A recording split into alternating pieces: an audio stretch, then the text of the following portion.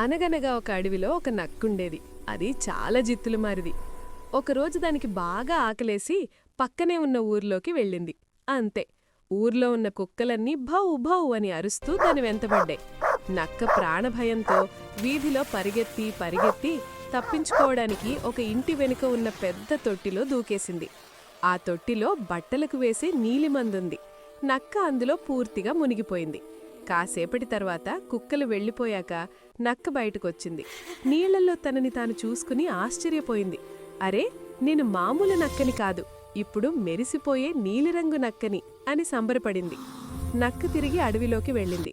ఆ వింత రంగు జంతువును చూసి సింహం, పులి, ఏనుగు అన్నీ భయపడ్డాయి. అమ్మో, ఇదేదో దేవతా జంతువులా ఉంది, దీని ఒంటి నుండి నీలికాంతి వస్తోంది అని వణికిపోయాయి. నక్కకొక ఐడియా వచ్చింది.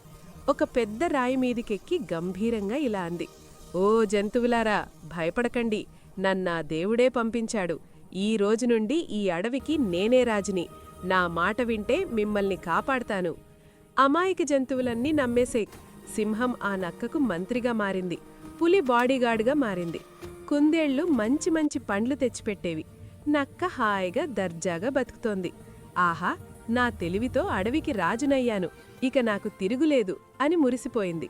అలా కొన్ని రోజులు గడిచాయి. ఒకరోజు మధ్యాహ్నం అడవిలో వాతావరణం ఒక్కసారిగా మారిపోయింది. నల్లని మబ్బులు కమ్ముకున్నాయి. ఉరుములు మెరుపులతో భయంకరమైన గాలి మొదలైంది. అడవి జంతువులన్నీ రాజుగారి రక్షణ కోసం ఆ నీలి నక్క చుట్టూ చేరాయి. నక్క దర్జాగా రాయి మీద కూర్చుంది. అప్పుడు మొదలైంది ధధధామంటూ భారీ వర్షం.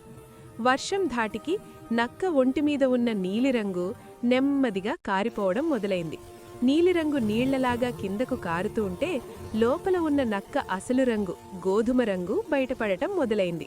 ముందు ముక్కు, తర్వాత తోక, తర్వాత మొత్తం శరీరం. సింహం, పులి ఇదంతా కళ్ళార్పకుండా చూస్తున్నాయి. అరే, ఇది దేవుడి జంతువు కాదు, రంగు మారిన మన పాత నక్కే అని వాటికి అర్థమైపోయింది. నక్క ఇంకా అదే దర్జాగా కూర్చుంది. తన రంగు పోయిందన్న సంగతి దానికి తెలీదు. సింహం గట్టిగా గర్జించి, ఓరి మోసగాడా, మమ్మల్ని మోసం చేస్తావా అని మీదపడింది. అప్పుడుగాని నక్కకు విషయం అర్థం కాలేదు. బాబోయ్, వర్షం నా కొంప ముంచింది అనుకుంటూ తోకముడిచి పారిపోయింది. జంతువులన్నీ దాన్ని తరిమికొట్టాయి. చూసారా ఫ్రెండ్స్, వేషాలు వేసి కొన్నాళ్లు అందర్నీ నమ్మించవచ్చు, కాని ఏదో ఒకరోజు నిజం బయటపడుతుంది. అసలు రంగు బయటపడక తప్పదు. మీకీ కథ నచ్చిందా? మరో మంచి కథతో మళ్ళీ కలుద్దాం. Bye bye.